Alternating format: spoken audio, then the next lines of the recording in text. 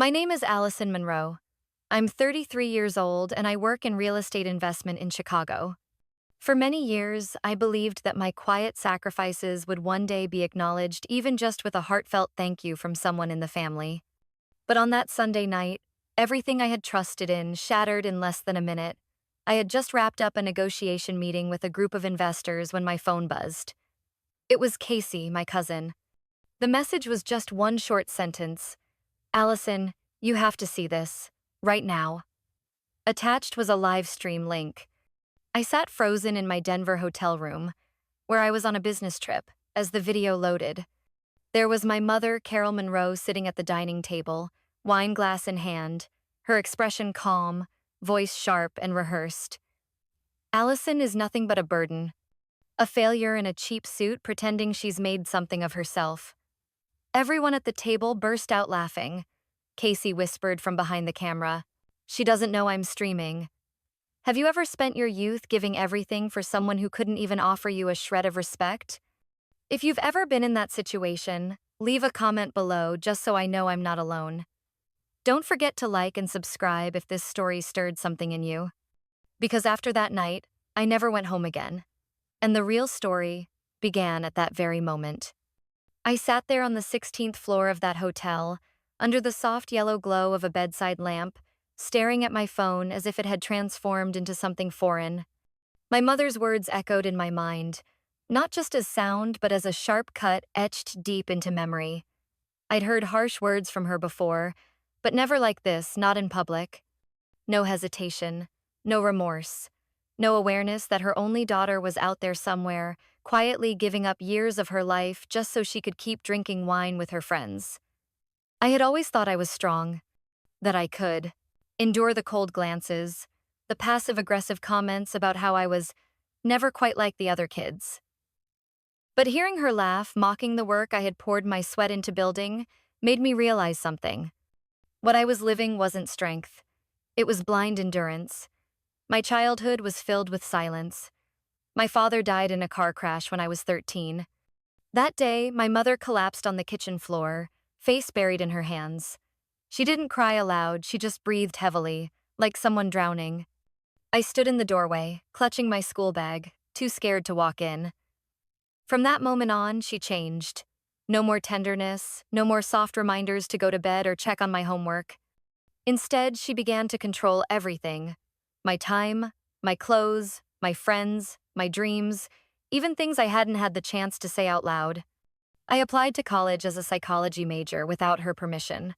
I sent in the application in secret, did the interview in secret, and even hid the acceptance letter. It wasn't until the day I moved into the dorm that I finally told her. Psychology? Who do you think that's going to support? She snapped, folding the letter without reading past the major. But I went anyway, carrying a scholarship and a single suitcase. Those years in college were the first time I truly lived as myself. I loved helping people, listening, connecting, trying to understand what hid behind the masks we all wear. I wasn't the best in class, but I worked harder than anyone. I dreamed of one day opening a community counseling center where those who had been through trauma could find their voice again. Then my mother fell ill. The stroke left her partially paralyzed and in need of long-term therapy. I dropped out during my final year, emptied my student savings, and returned to Indiana. "It's about time," she said as I wheeled her out of the hospital. "Better to do something real than keep chasing some foolish dream." I said nothing. That night, I sat alone in the kitchen, holding an old photo of my father, and cried, not for the degree I left behind, but for the crushing loneliness of giving everything and still being invisible. I looked for jobs that offered flexibility as long as I could earn enough to take care of her. Real estate wasn't something I ever planned to enter, but once I did, I quickly found my rhythm. Homebuyers didn't just need land and paperwork, they needed someone to hear them about the future, the financial anxiety, the children who would grow up between those walls. I once helped a young couple find their first apartment after 3 years in a shared rental. The husband shook my hand so firmly, his eyes wet with emotion. "Thank you," he said. "I didn't think we'd ever get out of that situation." That moment reassured me I had chosen the right path. I worked hard, built my reputation, and carved out a place in a fiercely competitive market. But to my mother, none of it mattered.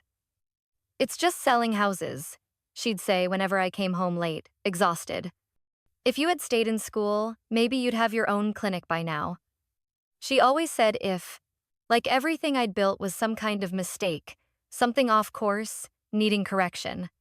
I never told her that it was her illness that forced me off my dream path. I didn't blame her, but I couldn't erase the sting of hearing her dismiss me over and over. Once, I invited her to see one of the homes I'd just helped close. A bright, well-designed condo with an elevator and a quiet courtyard perfect for the elderly couple who moved in. She stepped in, glanced around, and shrugged. "It's okay. If your father were still alive, he'd have built me something 3 times the size." I turned away quickly so she wouldn't see my eyes welling up. For 5 years, I shouldered all of her expenses: medical, therapy, insurance. From every commission check, I set aside money for the next hospital bill. On every work trip, I called Casey to make sure someone was checking her meds, the water bill, her appointment calendar. No one knew I sold my first car, the one I'd saved for all through college, just to cover last year's nursing facility fee. I never talked about it, because I believed when you give from the heart, you don't need to boast. What I never expected was that all of it in my mother's eyes was just me pretending to be successful. I couldn't believe it. That she saw me as a woman in a cheap blazer, playing dress up with adulthood. I looked back at the screen and saw her pouring more wine, chatting and laughing with Aunt Martha, Uncle Gerald, even the same relatives I had quietly sent money to when my mom's bills were overdue. They all sat there, nodding along, chuckling, like I was the punchline to some Sunday night joke. I turned off the video, my hand trembling. Another message from Casey popped up. I didn't know she'd to say that. "If you want me to delete the video, I will." I stared at the screen before typing, "No, leave it. I'm coming home tomorrow." I opened my suitcase and began to pack. The business trip wasn't finished, but something else mattered more.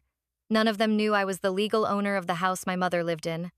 And none of them knew I had kept every receipt, every payment, every prescription, every insurance document neatly organized in a brown folder, tucked into a drawer back at my apartment. I zipped up my suitcase, my mind still fogged like I was walking through smoke. Not because I hadn't been hurt before, but because I wasn't willing to be hurt again. It was already dark by the time I reached the old town. Familiar streets unfolded under a soft amber glow, quiet and unchanged, as if they'd never witnessed anything painful. I didn't call ahead. No one knew I was coming, and I intended to keep it that way. The car pulled up to the red brick house I'd called home for over 30 years. The living room light was still on. The same faded curtains from my high school years hung in the window. I sat there a moment longer, gripping the steering wheel like I needed more courage to walk into a place that no longer felt mine. I went around to the back door. Casey had texted me earlier. The kitchen door would be left unlocked, like always when I returned late. I turned the knob gently. Even the soft creak of the hinge startled me. No one inside heard a thing. I stepped in, passed through the hallway, and headed straight for my old bedroom. It was still painted pale gray, the low bookshelf by the window, my father's picture on the desk. No one had touched a thing since I'd left. I sat on the bed, kicked off my shoes, and opened my laptop. The files I'd carefully compiled over the past 5 years popped up.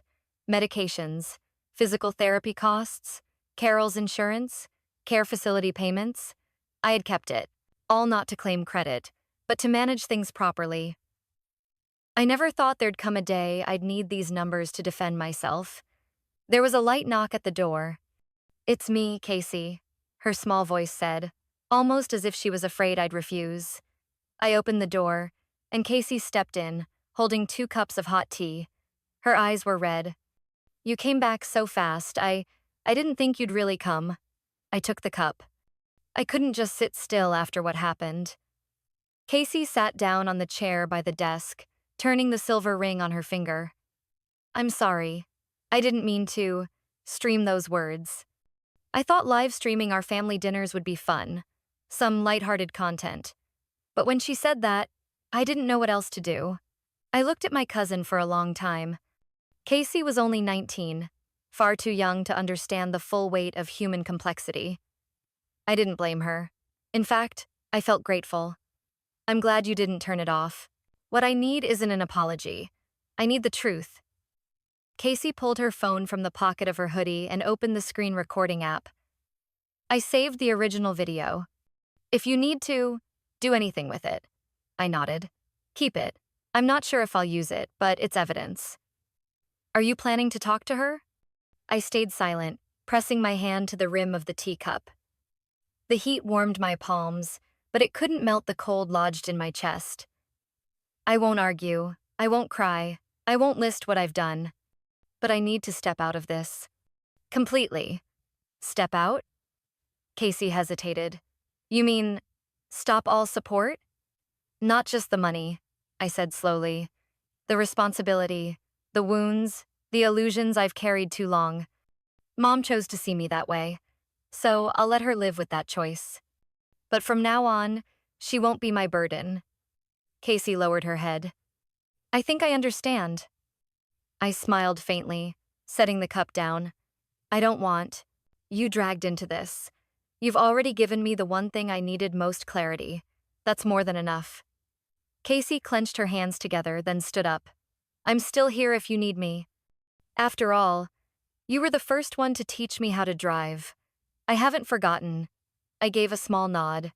When Casey left the room, I stood, pulled the folder from my suitcase, and began sorting through the documents. I organized every expense by year, every payment slip, every email exchange with doctors and insurance companies. There were words I'd forgotten I had ever written, like, I confirm I will cover this payment for patient Carol Monroe, no reimbursement required. Or, I accept the increased fee for the new medication. Please do not delay treatment. Reading those lines again, I didn't feel proud. I felt empty. Every signature, every bank transfer, every dream I had put on hold, all of it, and still not one word of acknowledgement from the woman I called my. I pulled out a stack of important papers, the deed to the house. The house my mother lived in was still under my name, because I was the one who had paid off the final loan after she went bankrupt 6 years ago. I had once thought I'd transfer it back to her name later, when things were more stable. I turned to the contract. The conditional transfer clause was still in effect. If the owner wanted to reclaim the house to sell or rent, all it required was 30 days' notice. I'd never thought I would use that clause, but now I began to consider it. On the desk, my father's framed photo glowed softly in the lamplight, his gentle face, his eyes still watching me from somewhere far away. I closed my eyes, pressing my forehead into my hand, feeling a heavy wave rise inside me and then slowly recede. It was time to return to my mother the entire life she wanted to control. I would only keep the part that belonged to me. My phone buzzed. An email had arrived from the insurance office. I had requested they send the full history of payments, and they had responded faster than I expected. I opened it, downloaded the attached file, and placed it into the folder labeled Closure. That night, I stayed up until 3 a.m., completing every step of the financial separation. I submitted requests to remove my name from joint accounts, canceled my guarantor status on insurance policies, and updated contact information with her primary physician. Each action was deliberate, careful, as though I were unlocking one link after another from an invisible chain that had bound me for years. When everything was finished, I closed the laptop, leaned back in my chair, and stared out through the half-open window. The night wind from the distant fields blew in, cold and clean. I didn't know how my mother would react once she received notices from all the agencies, but I knew one thing for sure. I had prepared every step so there would be no turning back halfway. I felt no regret. Not anymore. I woke late the next morning. Not from exhaustion, but because my mind was still wrapped around the documents I'd pored over all night. Soft light seeped through the window, spilling across the stained white ceiling of the old room.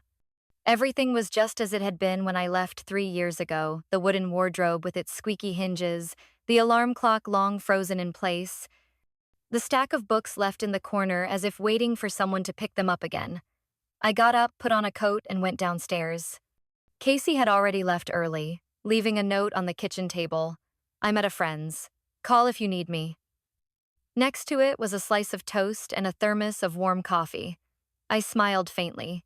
She didn't say much, but she always had her own way of making sure no one felt abandoned. I ate quickly, then opened my computer. The Excel sheet lit up, filled with row after row of numbers, the final total sitting at over $132,400, spread across the years since 2018.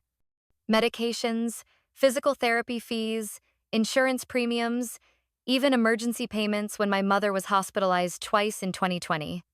I remembered one month when I had to borrow against the company credit card just to make the payment on time. One line made me pause longer. Ford Fiesta sale, 2019, $6,200. My very first car, bought with the commission from the first house I sold. It wasn't fancy, but I cherished it. I had driven through endless suburbs searching for clients, braved pouring rain on late nights after failed open houses. I sold it in a rush to cover the bill for my mother's cardiac rehab after a drug complication. She never asked what happened to that car. She only said, "You're young. Walking will be good for your health." I scrolled further down to the section about the old apartment in West Chicago. On paper, it was still under my mother's name. She had originally bought it when my father was alive, but after her stroke, she couldn't keep up the payments and considered selling it. I offered to keep it, to take over the remaining debt. The bank agreed because I had steady income. Every transaction was handled by me, the monthly payments drawn directly from my personal account. My mother had promised that once I paid it off, she'd transfer the deed back to me as a thank you. I believed her. Last year, I called my lawyer to double-check the paperwork. He sent me the updated deed, and I nearly stopped breathing when I saw the name, Jessica Monroe. Not me, not my mother. Jessica, the daughter of a distant cousin, the girl who had gone to high school with me, the one my mother always praised. She's such a good girl, studying law. So polite, unlike you. Jessica had never contributed a cent, yet her name was on the deed to the apartment I had poured years of money into. I didn't ask. I didn't want another argument, not when I already knew how it would end. But from that moment, something inside me broke away from my mother, as if every last thread of connection had quietly unraveled. I printed copies of all the documents and placed them into a new folder. I labeled it Proof. That afternoon, I went to the local bank where I had once opened a joint account with my mother to handle some of her long-term care expenses. The teller behind the counter looked older than the last time I'd seen her, but she still recognized me. "Allison? Oh, what a surprise to see you here." I nodded, offering a faint smile. "I need to close the joint account with my mother and remove all payment authorizations." She looked at me for a moment, then slid her chair closer to her computer. "That account's been used mostly for medical expenses. Are you sure you want to close it?" "I'm sure," I answered without a moment's hesitation. After a few minutes of printing papers, signing, confirmations, and updating the system, she handed me an official notice. "From today, you are no longer liable for any transactions." I held the paper in my hands, and the relief didn't come the way I thought it would. It didn't feel like dropping a weight. It felt like pulling out a knife that had been lodged in my chest so long I thought it was part of me. Leaving the bank, I drove toward the apartment in Chicago that no longer belonged to me. I stopped at the corner across the street, once as familiar as a backyard. The building was the same. Brown shingles, a small balcony with a few lavender pots. I used to sit on that balcony for hours, after long days of work, sipping cheap wine and reading psychology textbooks. I opened my phone and scrolled to old photos. One showed the view from that balcony, a pale purple sunset over the row of houses, the streetlights casting a glow on a thin white curtain. I had once thought, no matter how chaotic the world feels, here, I have a pocket of peace. Looking at it now, there was nothing but emptiness. I didn't go in. I didn't call Jessica to ask why. I just sat in the car, gripping the steering wheel tightly, reminding myself that even if everything I once owned was gone, there was still one thing I had never lost: my ability to start over. I started the engine and turned back toward downtown. There, the notary office was waiting for me to complete the paperwork revoking medical power of attorney for my mother. I had prepared every line, every step. There would be no loophole for her to use my name to request services or drain more funds. On the way, I stopped at a small roadside bookstore. Walking in, I inhaled the scent of new paper and ink, soft like a sedative. I bought a notebook and a black fountain pen, not for anything grand, but simply to record each step I had taken to pull myself out of the wreckage called family duty. On the first page, I wrote, "I have loved, I have sacrificed, I have been forgotten. But starting today, I remember myself." That afternoon, I sat alone in the small rental apartment in Chicago, beside a stack of printed documents and a cup of cold tea. I opened my personal email, created a new message with a simple subject line, "Notice of ending support obligations." I selected every address from the family list, the same people who had leaned on my silent sacrifices for years, without once asking how I managed. Some had asked me to cover my mother's medications. Others had left me alone on hospital shifts and disappeared when it was their turn. None ever asked how I was coping. They just assumed I was financially stable, single with extra time, close to mom, so it was only natural. I attached a detailed spreadsheet of every expense I had covered over the past 5 years. A long list of numbers without emotion, but proof of the sleepless nights, the decisions I put aside, the opportunities I let slip away. At the end of the email, I wrote, clearly, "From today, I am no longer responsible for any financial or medical obligations related to Carol Monroe. If any family member wishes to support her, I will provide all relevant records. I do not expect agreement, nor ask for sympathy. I only need everyone to know the truth and to leave me in peace." I pressed send. Not long after, the first message came from Aunt Gloria, my mother's sister. Short but clear. "Allison, you're just overwhelmed emotionally. Families don't cut ties over small misunderstandings. Your mother needs you." An hour later, Uncle Paul called. When I didn't answer, he left a voicemail. "Your mom is sick, no one can replace you. No matter what happened, you're still her daughter." My cousin Ryan's text was harsher. "You're acting like a stranger. No one in this family abandons their own when they need help." I stayed silent. No replies, no reactions. Only 2 people reached out, and not to scold me. Casey called first. "I read your letter." Her voice small but steady. "You did the right thing. I saw every number you listed. Even that one where your mom bought a new fridge with your money last year but told everyone it was from Aunt Gloria." I laughed, short and bitter. I'd forgotten about that one. You don't have to explain yourself to anyone. Those who don't want to understand never will. But I believe you. Then came Uncle Walter, my father's youngest brother. He called that evening, his voice calm and steady as always. "Are you holding up, Allison?" "I'm better now after sending that email. I read it all. I can see the effort you've poured in." I stayed quiet, overwhelmed. "If your father were still alive, he never would have let you carry all that alone," he said softly. "I'm sorry I didn't see it sooner." I leaned back in the chair, gripping the phone. "I don't blame anyone. It's just gone on too long." Uncle Walter sighed. "Do you need anything? Legal help, an advisor, or just someone to talk to?" "Having you call like this is more than enough." We didn't say much more, but that call was an anchor in the storm. At least, I wasn't completely alone.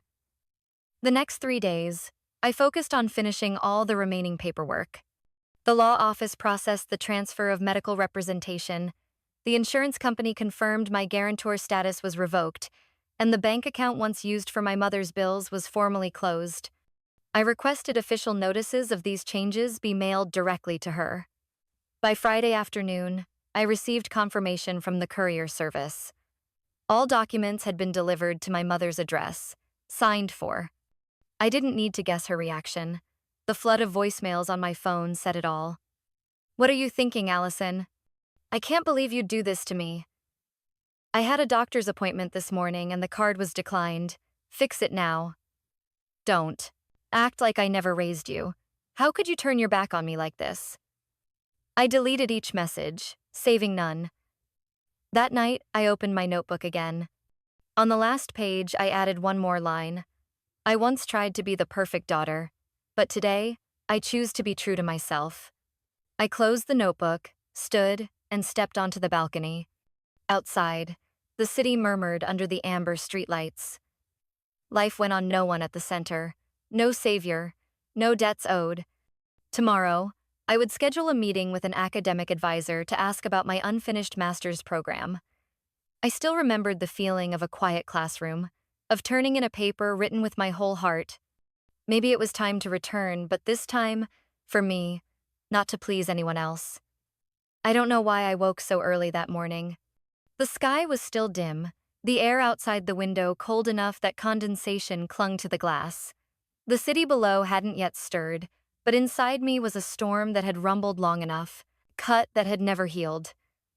I brewed some coffee, sat down at my desk, and was about to review my schedule with the academic advisor when the phone rang. The screen showed a name, Elliot Granger. Elliot was an old classmate from my graduate program in psychology. Later, he shifted into law, and now he's one of the best real estate attorneys I've ever known. I had referred many clients to him for property transactions, and in return, he had helped me sort out legal issues more than once, never asking for anything back. Hi, Allison. Elliot's voice was still deep and steady as always. I sent you an email last night. Did you see it? Sorry. I turned off notifications yesterday. I spoke while opening my inbox. One subject line stood out, regarding apartment 42B, West Chicago. Elliot continued. I checked the property registry like you asked. That apartment has just been transferred. I stopped breathing for a moment. Transferred to who? Jessica Monroe. The transfer was signed and filed 6 months ago. Fully legal, notarized, and electronically certified. I stared at the screen. Elliot had attached a copy of the ownership transfer. Jessica's name printed clearly on the line, new owner. No mention of me, no conditions. You said 6 months ago? My voice was low. Yes, March. At that time, the deed was still under Carol, but she signed an unconditional transfer. I don't know the family details, but every procedure was proper. I went still. March. That was when I was buried in 2 major real estate contracts. Also when I advanced money to cover hospital bills because my mother hadn't renewed her insurance yet. That apartment had been my backup plan to sell later and fund a scholarship for medical students, as a way of continuing the path I once left behind. I'm sorry, Allison. Elliot spoke slowly. If you need further legal guidance, I'm here. Thank you. But you don't need to feel guilty. You're just the messenger. After hanging up, I sat frozen. Not angry, not sad, just empty. I opened the old financial plan I had drafted. The first line still clear. Plan to sell West Chicago apartment in 2 years. Allocate 50% to a scholarship fund for medical students with financial hardship. I remembered every line I wrote, every reason I had to hold on to that apartment. And now, it was gone. I stepped onto the balcony, taking a deep breath. A strange silence wrapped around me. Not the silence of pain, but of confirmation that I had reached the edge, and there was no turning back. That afternoon, I went to Elliot's law office. I didn't call ahead. When I walked in, he was mid-signature but looked up and motioned for me to sit. I want to discuss the house in Indiana, I said directly. Your mother's house? Elliot asked, already knowing. Yes, it's in her name, but there's still the 2017 contract I signed on her behalf. It states, if the owner fails to maintain financial capability or neglects maintenance costs for 6 consecutive months, ownership can be reclaimed by the original guarantor me. I remember that. It's valid. And from the records I checked this morning, the property tax has 3 unpaid cycles, nearly $8,000 in total, plus unpaid utility bills for electricity and water. Then, I straightened, meeting his eyes. I'll reclaim it, do the paperwork. As soon as possible. Elliot set his pen down for a moment. Are you ready for this? More ready than at any other point in my life. He nodded. I'll arrange it. But Allison, once you begin, there's no going back. If she resists, even publicly, will you stay firm? I didn't hesitate. I've stayed silent long enough. It's time to end it. 3 days later, I received the notary appointment. Elliot included the reclamation contract and the official legal notice addressed to my mother. The document was airtight, fully compliant with state law. I printed, signed, and mailed it back to his office by express delivery. At the same time, I drafted another email, this one only to Jessica. I didn't need noise. Just one line. I hope you use the apartment you now own in a way that matches the price I paid. Live well. No blame. No reminders of the past. But I knew Jessica would understand every word. Before bed, I opened my notebook and wrote on the next page. Some people will never admit what they've taken, but that doesn't mean I'll let them keep it forever. On the desk, the lawyer's notice lay untouched. I hadn't sent it to my mother yet. I thought, perhaps she already suspected. But what I was doing wasn't to hurt her, it was to stop hurting myself. I wrote the letter by hand on a drizzling morning. Dim light filtered through the thin curtain, silence filling the childhood room. The pen moved slowly across the page, every stroke steady, as calm as the decision itself. This is not abandonment. This is survival. Don't look for me. I wrote nothing else. No explanations, no pleas, no promises to return. I folded it into thirds and placed it in the small drawer where she kept utility bills, next to old blue notebooks, a place she was certain to find it. An hour later, I left the house quietly. No suitcase. No one to see me off. Just a small bag with my enrollment papers, the lease for Denver, and the notebook I still wrote in each day. I boarded the 8:30 a.m. flight, a window seat. The plane lifted through gray clouds. I didn't look back. I didn't think too much. What needed closing, I had closed with silence. When the plane landed, Denver's sky was astonishingly clear. The dry air carried none of Chicago's heavy dampness. I stepped down the ramp, a lightness spreading from my chest to my feet, as if I was setting foot on ground that truly belonged to me. I rented a small apartment near campus. Not luxurious, but tidy and full of light. The landlords, the Landons, were a kind, elderly couple. They lived downstairs, often watering their garden in the evenings, asking about my classes, bringing me homemade cookies. I changed my phone number the day after I moved in. Every old contact was deleted or hidden. I left the family chat groups, blocked all social media accounts linked to my mother or relatives. No announcements. No expectations, no permission needed. The first days were empty, yes. Walking home after class along leaf-strewn paths, I couldn't help thinking of Casey or Uncle Walter. But then I reminded myself, not everyone loses as I did, but everyone has the right to begin again. I went to the student services office to finalize my re-enrollment. The advisor was Professor Diane Millen, her hair already silver, her voice soft as a breeze. She reviewed my old transcripts, then looked up with a smile. You were an excellent student. The school is very glad to have you back. I bowed my head slightly, thanked her, but said nothing more. Compliments no longer made me shy, nor did they make me elated. They were simply confirmation that I hadn't missed the chance for too long. Classes stretched from early morning until late afternoon. I studied with younger students, most fresh out of college. Many were curious because I was the only one over 30 in the class, but no one pried too deeply.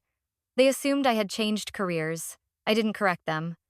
Not because I was hiding my past, but because I had left it behind.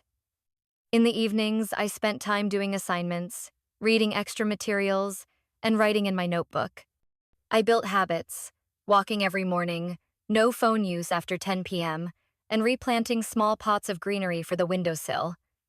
Each action was intentional, as if I were learning to care for myself, the one thing I had never done properly.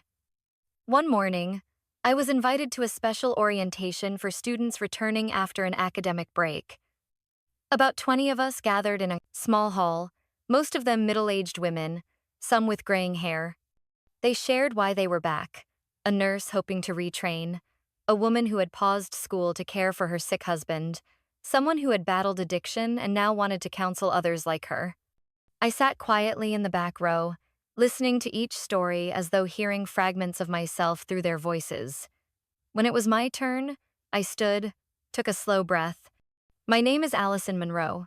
I studied this field before, but I left to care for a family member. Now I'm back, not for anyone else, just because it's time for me. The room fell silent. No one asked anything more. But I saw it in the eyes of a few women near me, something clear, not pity, but recognition. As I left, Diane was waiting by the door to see the students out. She placed a gentle hand on my shoulder. "You don't have to share the details of your past," she said softly, "but you'll find many here understand more than you think." I nodded. On the way home, I stopped at the bookstore near campus. I picked a book titled Listening Between Silences. The cover showed a wooden chair standing in a field. I didn't buy it for the title, but because the quiet on that cover felt like a reflection of a piece of me. At home, I opened my notebook and wrote another page. I once lived in the endless noise of expectations, criticisms, and demands. Now, I choose the quiet of what is kind and genuine. If anyone asks where I began again, I will say, from the moment I stopped asking permission to be myself. I closed the notebook, looked out the window.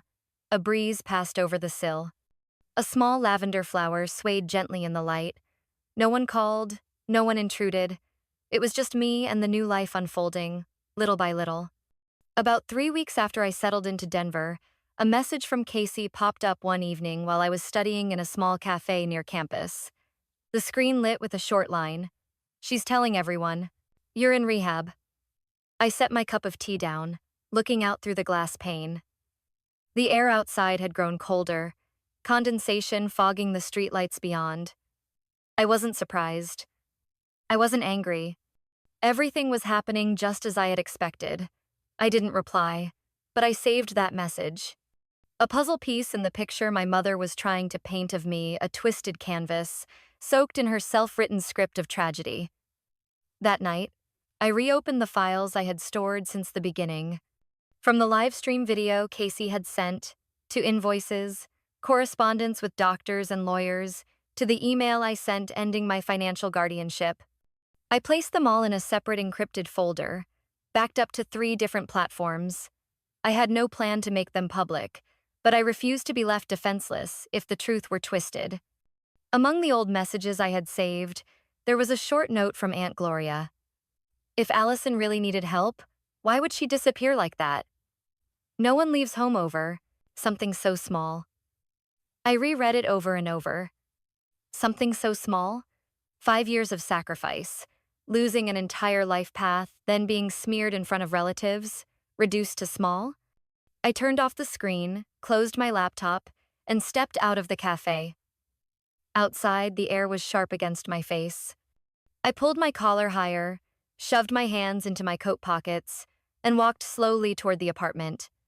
A few kids were playing in the courtyard, their laughter echoing into the night. For a moment, I felt a quiet release. At my door, I paused, looking at my reflection in the glass. My eyes were clearer, steadier than the hollow face I used to see in Chicago.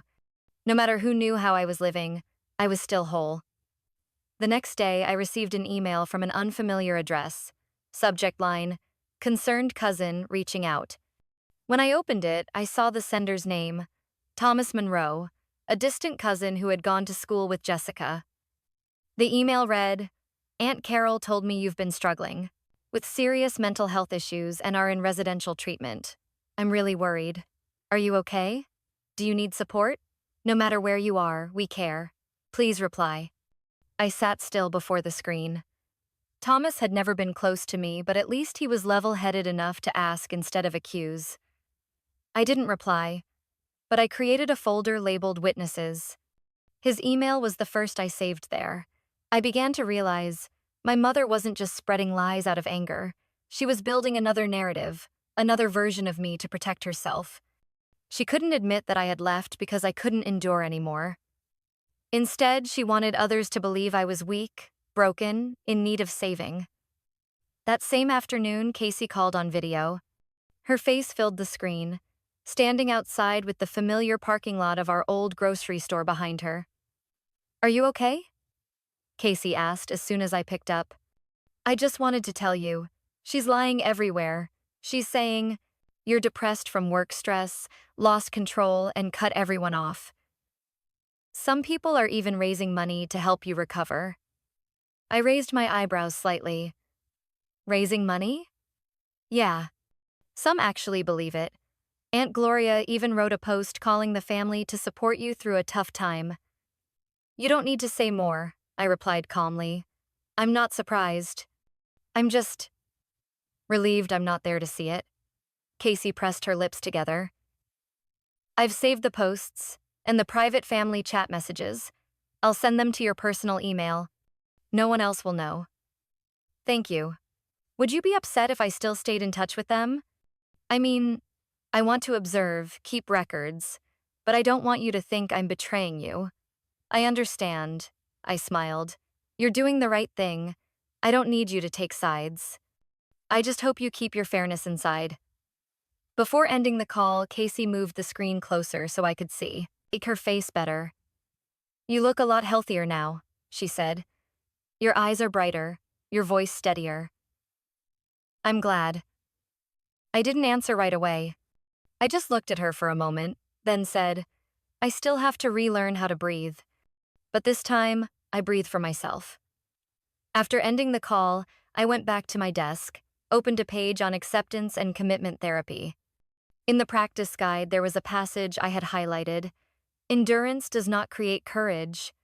It is the choice of freedom that paves the way for bravery to appear." I underlined it again with a blue pen, then wrote a short note in the margin. "I'm not running away. I'm only choosing a life where I don't have to act." That night, I sat at my desk until late. Not to work on assignments, not to scroll through old messages. I simply wrote small fragments of memory, conversations in my head that had never been spoken aloud, feelings compressed for years, now flowing line by line, word by word, without arrangement. I wasn't writing for anyone to read. I was clearing a path for myself out of a story others had tried to write on my behalf. And with each word I put down, I was taking back steps toward the life I had lost in unseen sacrifice. I never imagined the quiet new life I was building in this mountain city would one day be mentioned at a national conference. The day I was invited to be the keynote speaker for the post-pandemic applied psychology conference, I sat for hours staring at the email, skepticism simmering inside me. The letter said, "We believe your journey of recovery, both personal and professional, will give strength to hundreds who are trying to find themselves again after loss." I hesitated, not from lack of confidence, but because I understood standing in that light meant more than telling a story. It meant opening doors I had worked so hard to close. But then I thought of my earliest patient conversations, of the wounded eyes of women, learning to forgive others by forgiving themselves.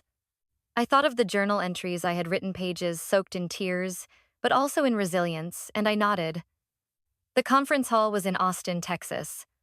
A large but warm space, wooden seats arranged around a round stage. Each seat had a printed bio of the speakers, and I felt a lump in my throat when I saw my name printed clearly. Dr. Allison Monroe, M.A., LCP. I walked onto the stage to the sound of applause from hundreds of people watching. The lights weren't blinding, but bright enough that I couldn't make out faces, only a sea of eyes waiting for me to begin. I stood still for a moment. No script, no slides. Just me, a microphone, and a story that had lived inside my chest for years. "Several years ago," I began, voice steady, "I was a 31-year-old woman living in a city where everyone thought I was successful. I had a steady career in real estate, a tidy apartment, and a savings account safe enough to be called secure." I paused. But no one knew that each month I woke at 3 a.m. to call the insurance company, begging to extend medical bills. No one knew I dropped out of psychology school only 6 months from graduation because of a call from the hospital saying my mother had a stroke. A ripple of murmurs swept across the hall. No one knew I sold my first car, the one I bought with my own salary, just to pay hospital fees. And no one knew that for 5 years I lived without a single day I could call my own. I saw some people nod, some sat straighter, some lowered their heads, hands clasped tight. I'm not telling this for pity, I said slowly. I'm saying it so that if anyone here has ever felt like the only one carrying something too heavy, you are not alone. I spoke about the night my mother called me a failure at family dinner, unaware she was being live-streamed. I spoke about nights in my rented apartment in Denver, typing enrollment applications with trembling hands, unsure if I deserved another chance. I didn't start with therapy. I hadn't reached it yet. I wrote. I walked. I spoke to my first patients with the very words I once wished someone had spoken to me. I don't remember how long I spoke, but when I finished, the whole hall stood in applause. A gray-haired man, likely a psychiatrist, shook my hand, his eyes wet. A young pregnant woman hugged me tightly and whispered, "You just saved me with your story." That night, back at the hotel, I opened my laptop to check work emails. Instead, my inbox overflowed. Notes from old colleagues in Chicago, from former students in tutoring sessions, and at the bottom, a subject line I read twice. The therapist who treated herself first. It was the title of an article from a well-known medical journal, quoting my talk. They even cited lines I never thought anyone would remember. The comments section was overflowing. Readers wrote that they saw themselves in every line. A woman in Florida wrote, "I never admitted I was burned out from caring for my mother-in-law. Today, I said it aloud. I read each word, heavy and light at once. Some wounds, if you dare expose them not for attention, but for healing no longer fester in the dark." A week later, the article was reprinted in a local paper in Indiana. Just a small column, but with my portrait, standing at the podium, eyes looking out as if reaching something deeply personal. The paper was shared in a community group on Facebook, the same group once filled with false rumors about me 2 years earlier. Casey texted only 2 words. They saw. I didn't ask who they were. I didn't need to. My photo, with the caption, "She didn't disappear. She came back where she belonged." I saved it, not to boast, but as a reminder that what was twisted, with enough patience, finds its way back to truth. I didn't recognize her at first. My next conference was in Boulder, in a modest but elegant center. The space was warm, linen-covered chairs, still life oil paintings on the walls. I was backstage preparing for an afternoon panel when a staff member came close, whispering, "There's a woman at the front desk who says she's your mother. She insists on seeing you." I froze, still holding a half-printed packet. My heartbeat didn't race. I didn't panic, only silence filled my chest. A strange, steady silence. "Should I refuse her, ma'am?" The receptionist asked again, seeing my pause. I lifted my head, voice calm. "No, let her in." She appeared soon after, carrying a cloth bag, walking with a faint limp, still wearing that old dark brown dress, the patterned shawl she used at family gatherings. Her face bare of makeup, hair brushed neat, but the hollowness at her eyes unmistakable. I said nothing. I didn't step closer. She stood in the hallway, about 12 feet away. Her eyes locked on me, her shoulders trembling. "Allison," her voice was hoarse. I need to talk to you." I didn't respond. I turned, walked slowly into the main hall. She followed. And only when I reached the edge of the stage, where the projection system for the closing presentation was already set up, did I stop and face her. Some in the audience noticed something was happening. A stir in the air. A few heads turned our way. I didn't mind. "I've spoken to many people," I said clearly, not loud, not sharp, but enough for those nearby to hear. People hurt by family they couldn't confront. "And today, it seems I'll practice that here." She took a step closer. "I didn't come to blame you. I just want to hear you speak. One word. Even if it's anger, even if it's hatred. I just want you to look at me like before." I pressed my lips together. The lump didn't rise, only a heavy dullness deep in my throat. "I've been looking at you for a long time," I answered, "but you've never looked back." It was just a misunderstanding," she rushed. I don't remember exactly what I said. Everyone was laughing. I just slipped. Some in the audience stopped taking notes. The space seemed to shrink. I inhaled. You don't remember? Or you didn't think I would hear? Her eyes blurred with tears. I never meant to hurt you. Then when you called me a failure in a cheap suit, what was that? My voice stayed level. The words left me like breath, but made her bow her head. The room thickened. No one expected that sentence in the middle of a medical conference. At the edge of the stage, I saw Casey, my cousin, standing by the curtain. Her face tense, but when I glanced at her, she gave a small nod. I turned to the technician by the projector. Play the file labeled Cast July 20 for me. He hesitated briefly, then complied. Seconds later, my mother's voice rang out through the hall. The unmistakable sound. A clink of glass, a burst of laughter from older women. And then, clearly, Allison is nothing but a burden, a failure in a cheap suit pretending to be successful. Whispers rippled. I didn't turn. I kept my eyes on the woman in front of me, the face I had pictured thousands of nights in Denver, still wanting to believe she hadn't meant it. She said nothing. Eyes wide, lips moving without sound. Casey stepped forward, handed me the USB with the original video, then faced her. I'm sorry, but this has to be clear. No one should drown in lies just because someone cries. My mother stepped back, her face pale. You showed that video to the whole hall? She asked, voice faltering. I shook my head. Not to shame you, to show you how I lived after those words, to make you see that what you thought was a joke killed the last decent part of me. She broke into tears, lines of age deepened by sorrow. I sacrificed my life for you. I never abandoned you. But you denied me, I whispered. The moment you put laughter above truth. The moment you spoke those words without a thought of the cost.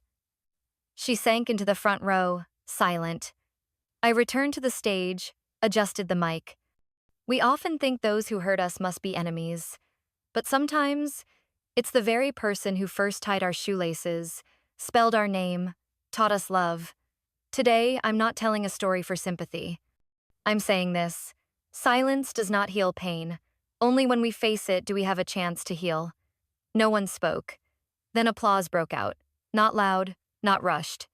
Steady, genuine, as if each person in the hall was quietly nodding, giving themselves a moment to reflect on relationships they could not yet name. Mornings in Denver always carried a different light. Softer, warm enough to ease the heart, but cool enough to keep it clear. I sat by the wide window looking out at the garden behind the building where I lived and worked, a cup of ginger tea in hand.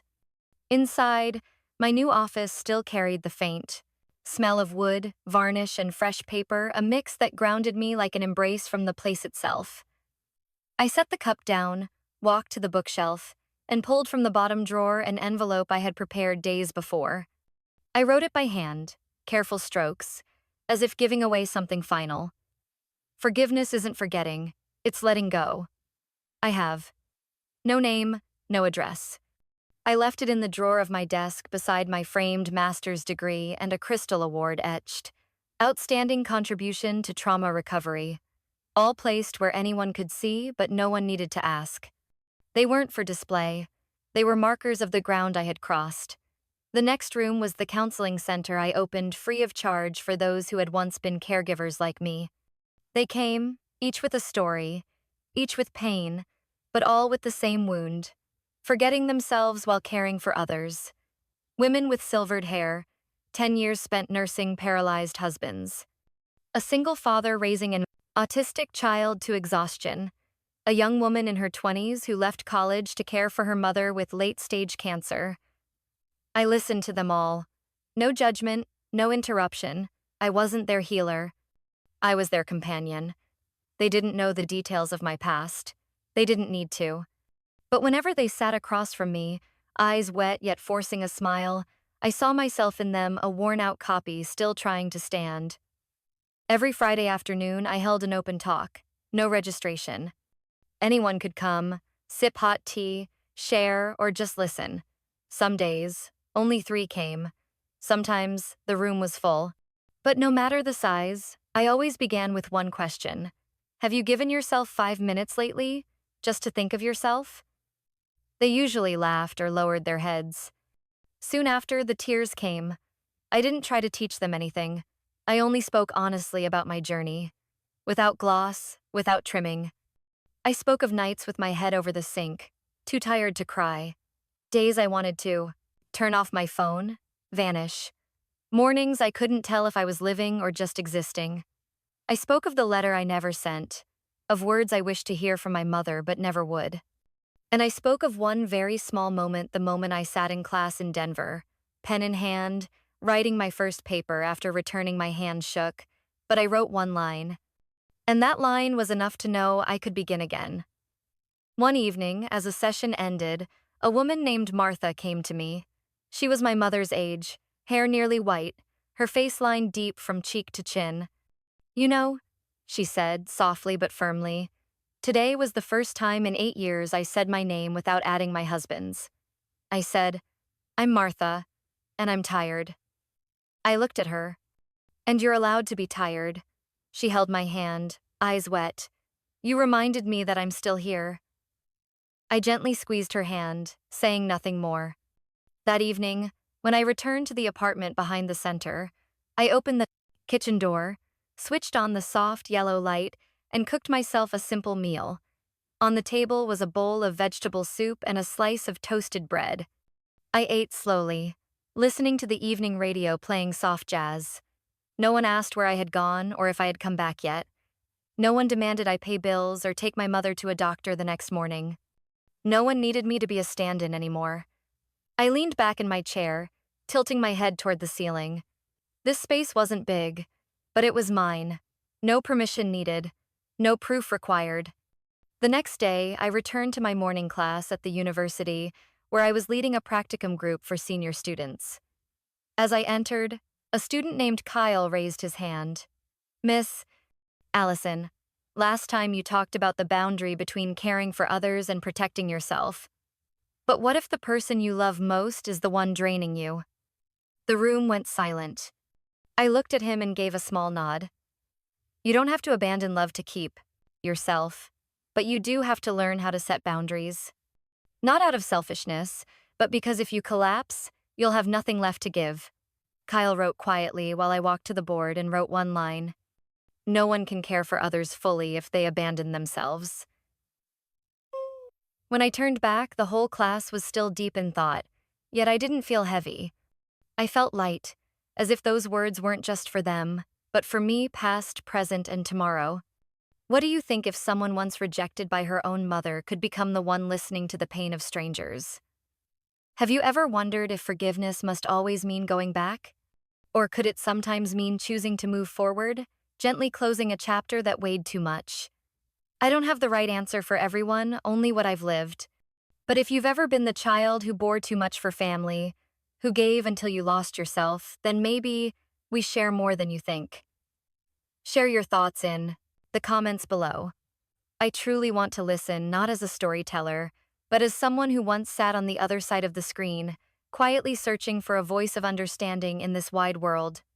And if you want to keep following real stories, deep, emotional, about family ties, wounds, release, and quiet rebirths, subscribe to the channel. Because in each of these stories, you might just see a part of yourself,